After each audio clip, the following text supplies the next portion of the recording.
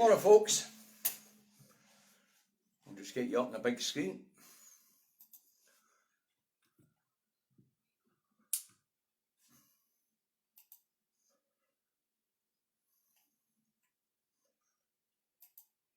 Christ, a lot you here this morning, 125 already. Okay then, seeing you're all here, it's Indytruck Davy, out the truck and at home in his office in Salisbury, North Lanarkshire, where it's overcast and it's 15 degrees. Forecast for it to get better. Anyway, that's the weather forecast for Salisbury, North Lanarkshire. If you want to know what the weather's like where you are, look at your own bloody Monday. Alright, let's get started. Madam Director, can you put that light on for me, please? No problem. Thank you. Right, Monday started with one major theme in the rags. Summer of discontent. Rail strikes to cripple economy over this week. Also, teachers and doctors to consider joining others in strike action. Now, the cost of living crisis is getting out of hand. Workers' rights across the board are also suffering. And pay stagnation or pay cuts are basically being offered to people because of out-of-hand inflation. All right. Now, the public sector will lead the charge in the disputes across the UK. Public sector pay has been more or less stagnant since the Tories came to power. Public sector workers are struggling to get by. Expect disruption right across the public sector all through the summer and maybe into the winter, okay? Right, moving on. Monday, in relation to the strikes that are coming down the line, the criminal cabal in Westminster considered changing employment law to allow agency staff to be hired to cover or stand in for striking public sector workers. I can't see how that will work. You can't just have pull people off the street and get them to drive trains. You can't have refuge collectors operating heavy machinery without being trained. You can't have agency workers dragged in off the street to do social worker jobs, teachers' jobs, doctors' jobs, so on and so forth. This change in the law has nothing to do with the strikes. This is to allow the private sector to dispose of their workforce more easily. That's all that is. This is more or less legalising hire and refire. Okay, right, moving on. Monday, here in Scotland, and the Minister for the Circular Economy announces to the Scottish Parliament a moratorium. Hold on. A moratorium on the construction of new waste incinerators. The move comes prior to the ban in new landfill sites in 2025. 6 incinerators are currently operating in Scotland. 11 more have planning permission and will be built.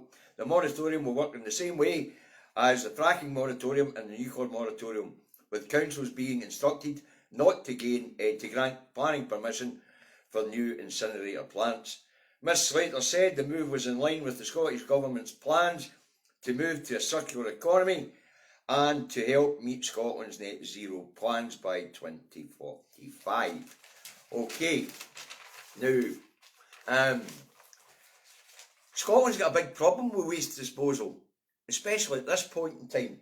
If I walk out into that hill, there is no doubt that overnight some bugger's been doing their flag tipping, and the water board will need to pipe to get it sure to do it, because the water plant's down there. So there is a big problem with waste. The ban on further landfill sites opening up in 2025 is going to exasperate the system. Now, what Lorna Slater wants is that we recycle more and we use materials more, or keep materials longer in what they call the circular economy. The incinerator sites that we built will be used to heat local housing and things like that. But as I say, there's a cap going in that as well, because when you burn stuff, you get emissions. Alright, let's move on. Right, Monday. And at the Scottish Affairs Committee in Westminster, the House of Thieves and Carpetbaggers, Tory Secretary of State for Scotland tells MPs that the SNP don't have a mandate to hold a second independence referendum. Asked what would be a mandate, Alistair Union Jack dodged answering the questions. Jack said the people don't want a referendum for at least 3 years, according to the polls and according to Jack. Alright, Deirdre Brock MP was also told to shut up and get back in her box when speaking about the bold devolution being bypassed. Well, she didn't take it very well, to be fair to her. Anyway, just to make matters worse, Alistair Union Jack then tells the Scottish MPs to get on board with the Westminster plans. That includes plans which was being laid out to introduce English a bill in England which will force reforms to Scottish farming, further hampering exports to the EU. So basically, because of the internal market bill, whatever they introduce in England, we're going to have to bloody well do up here, and it will lower our food standards, meaning that nobody will want to buy the bloody stuff. Alright, so Alistair Jack, didn't he cover himself in bloody glory yesterday? Denied democracy, tell the Scottish MPs to shut up and get back in their boxes, and tell them to get on board with Westminster's plans, or else. That's dictatorship, folks. That's what that is. Now, there's a reason why Davy's left a wee blank there and a big blank there in this new iPad, because he's got the rest of that committee's shenanigans to fill out for the journal. But we'll leave it at that now. Just get it clear. What the Tories intend to do with Scotland and the Scottish Parliament is what they're doing with everything else down that road. And that's bloody well ignore it and hope it goes away. And that includes the train driver strike, Brexit, the Rwandan policy, breaking international law. They just hope it'll all go away and everything will work itself out. Everybody else is going to clean their shite up. Well, that referendum will go ahead. Alistair Jack's in for a bloody awakening, and so's that shower of shite down that road. Right, moving on. Monday, here in Scotland, and the minister and ministers receive 5 bids to build green ports in Scotland. Now, the bids come from Clyde Greenport, Aberdeen City and Peterhead Freeport, Opportunities Inverness and Cromarty, Orkney Greenport, and there's one on the Borders as well, alright? That's the Stranraer area. Alright, anyway, 2 of the bids will be granted. And Holyrood Finance Minister Kate Ford says the Scottish Government expects selected sites for free ports, green free ports in this case, to deliver high-skilled jobs and be in line with Scotland's drive to net zero. The green free ports will have special tax regimes offering companies operating in the ports tax exemptions. Free ports have been done before, folks, and have never bloody well worked. Failed experiment. But, you know, the Tories are just rehashing all the crap that Thatcher did. You know, selling off council houses again.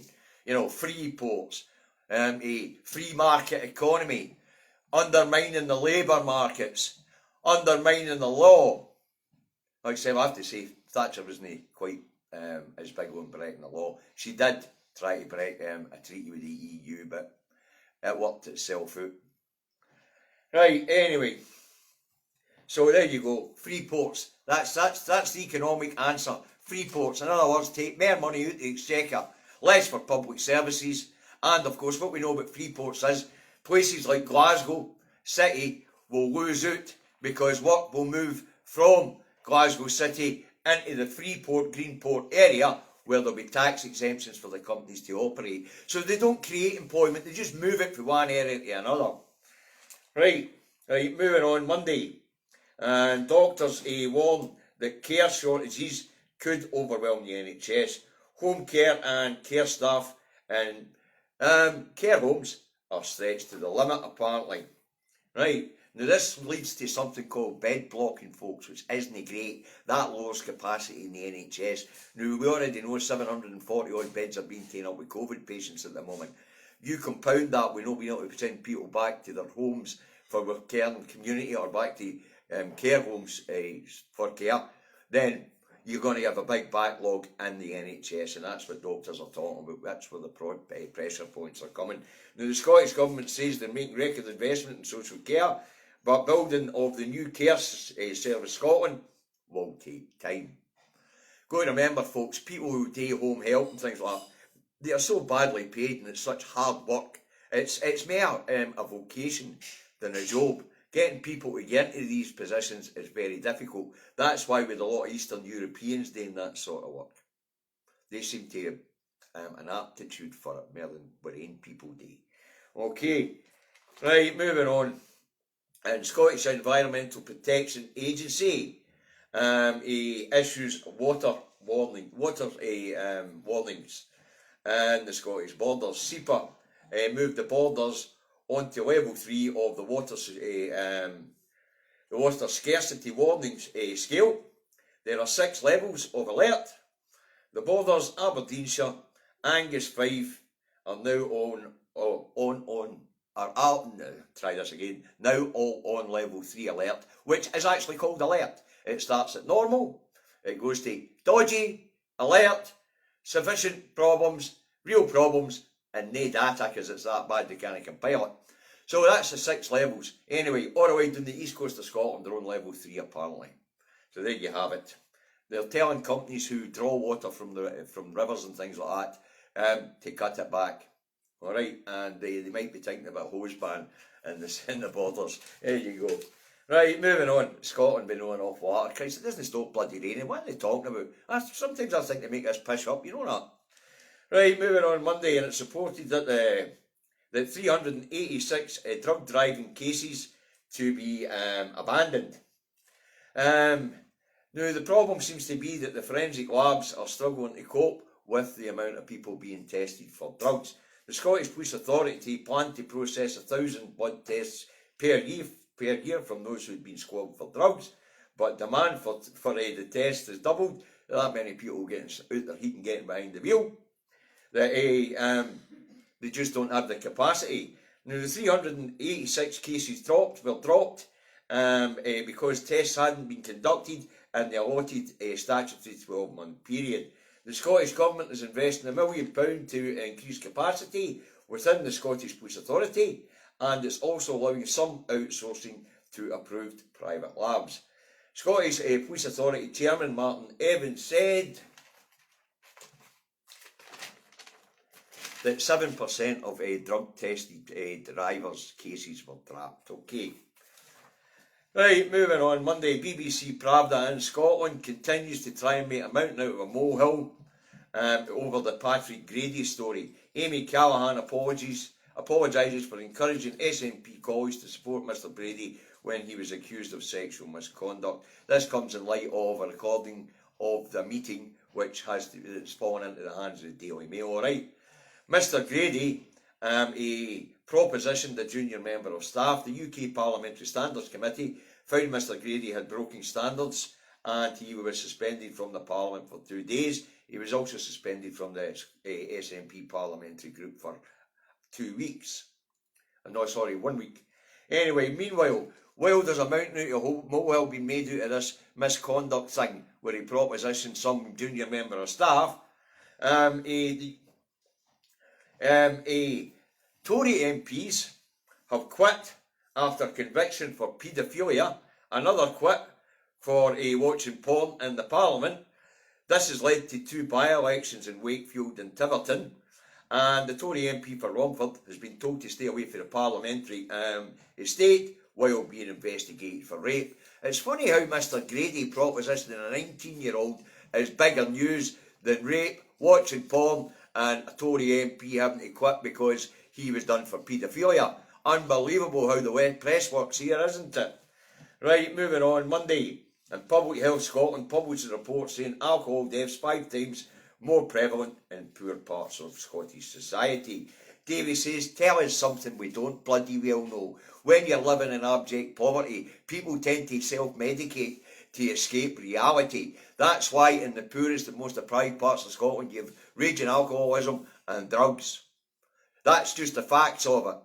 Now, we didn't need Public Health Scotland to tell us this, but I suppose the report is handy for directing resources into these areas to try and help alleviate the situation with alcohol and drugs, because people's lives are still bloody miserable that they're still self-medicating. Unbloody believable.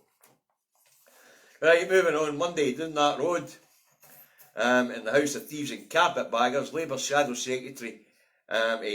Foreign Secretary, David Lammy, the democracy denier who says that Scotland will never get a referendum under Labour's watch, is under investigation by the Standards Committee for failing to update the register of members' interests in a timely manner. Lammy joins his boss, Sir Comrade Starmer, who is also being investigated for the same thing. Mr Lammy blamed his staff, saying administrative error. Mr Lammy said he's now put new systems in place. You know, see, we get right into it. When you look at the 2 cheeks of the establishment arse down there in the House of Thieves and Carpetbaggers, they're as bent as a 9-bob knot. There's Starmer and Lammy, no declaring outside earnings. Wow.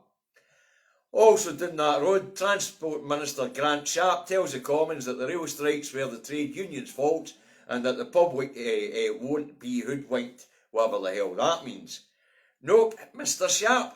The strikes are the results of the disastrous economic policies carried out by the Westminster government, leading to stagnating wages over the 10-12 years that you have been in bloody power.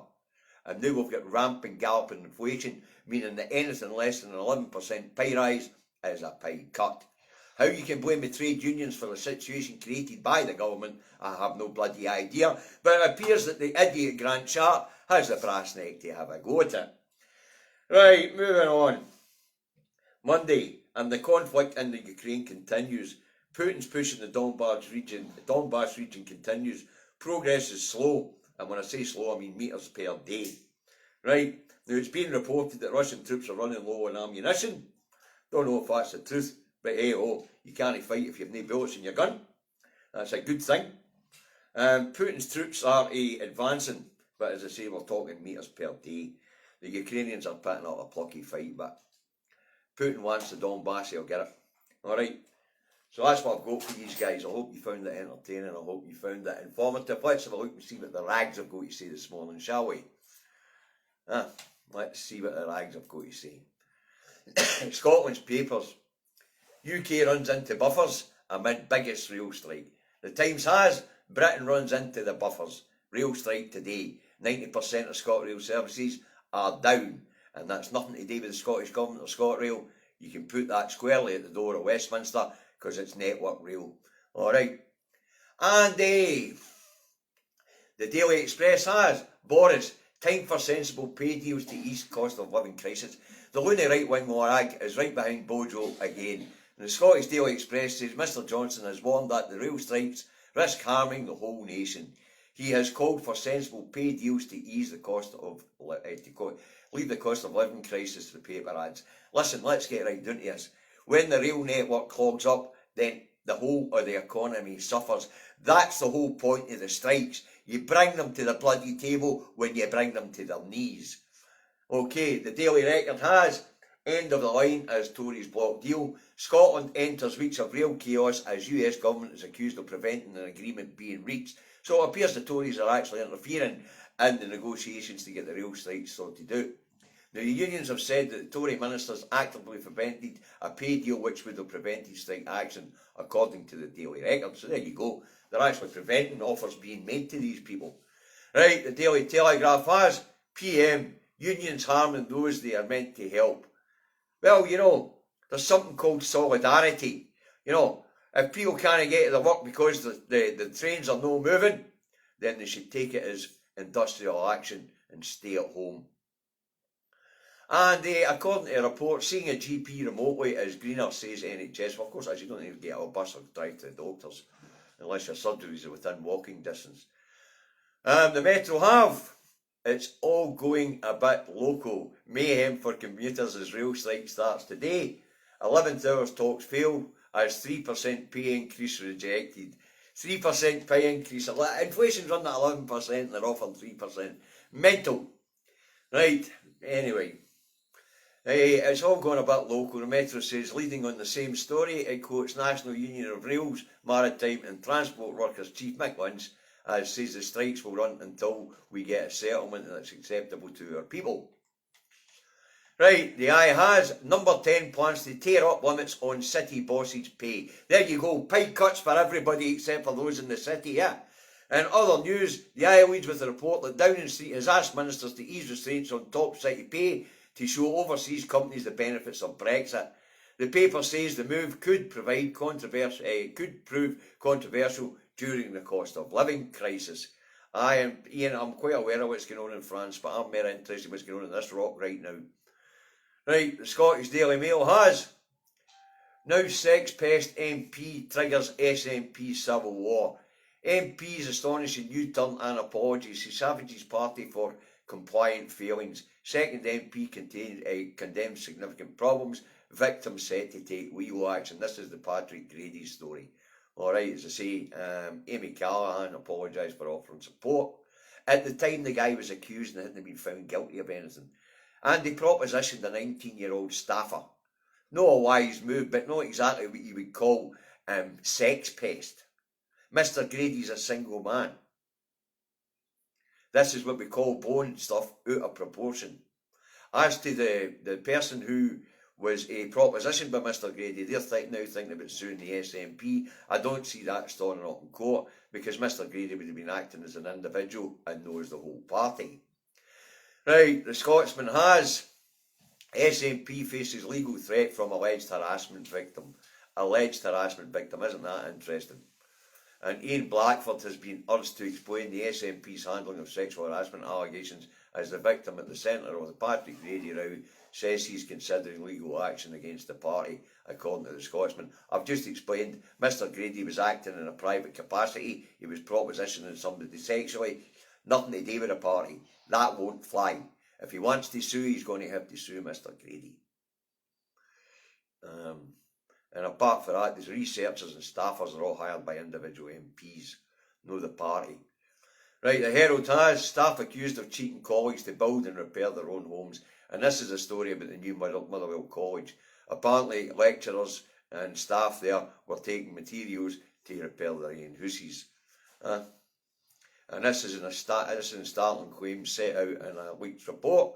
The paper says a whistleblower claims the project, described as being of a significant scale and known as the Big Job, was completed in 2013. That's when the new college opened. The National has suck it up. Tory Jacks put down to SNP MPs. Scotland Secretary's response has criticised the UK government for bypassing Holyrood. We spoke about that earlier. He basically tells Scottish MPs, doesn't matter what you say, we're going to do whatever we bloody well want, and we'll use the laws that we've created and put in place to do it. So as I say, the bill going through down that road relates only to farming in England and Wales, but because of the internal market bill, we are going to have to follow suit. The Scottish government and the Scottish people have got no bloody say in it. Right, let's see what the Star's got to say, because the Dragon's getting ready to go to work. Right, the Daily Star of Scotland. The worst strikes for 30 years plus chaos at our airports, and now this. Don't panic, but they've just put another man with no brain in charge of the UK. The Daily Star of Scotland notes that it's the worst strikes for 30 years plus chaos at our airports, and now this, pointing out in forthright terms that the Deputy Prime Minister Dominic Raab is temporarily in charge of the country while Johnston recovers from a minor sinus operation. Well, you know, it's not as if he's any worse than Bojo. Let's face it, between the two of them, they couldn't get a spark bright enough to start a spark bright enough to light a candle. In fact, they're a pair of dummies. Okay, right, that's what I've got for you today, folks. I hope you found it entertaining. I hope you found it enjoying. Let's go into the normal stuff. Partisan politics in your pockets, get your eyes on the prize, learn your how you gonies, get out there and win hearts and minds, because the game is on. No matter what Alistair, Union Jack and the dummies doing that road, I've got to say. Okay, now support independent broadcasting, independent broadcasters and independent media. Support Broadcasting Scotland, Independence Live, Caledon Media, Indie Live Radio. You know the people, and independent vloggers and bloggers. And if they've got a crowdfunder gone, then throw some money in the pot. As you know, David and I and our associates don't want your money. But if you like what we do, we'd like you to share it so our message gets out. Okay, now health messaging, folks. COVID's on the rise at the moment, so when you're out and about, be careful. Face coverings in closed public spaces, clean hands and surfaces regularly. If you've got sniffles, mask up and think about social distancing. And if you're still testing, please submit your reports to NHS Scotland so we can monitor how much of this is in the community. Okay, now you guys have a lovely day. We'll be back tomorrow to do it all again. Have a nice day. Bye now.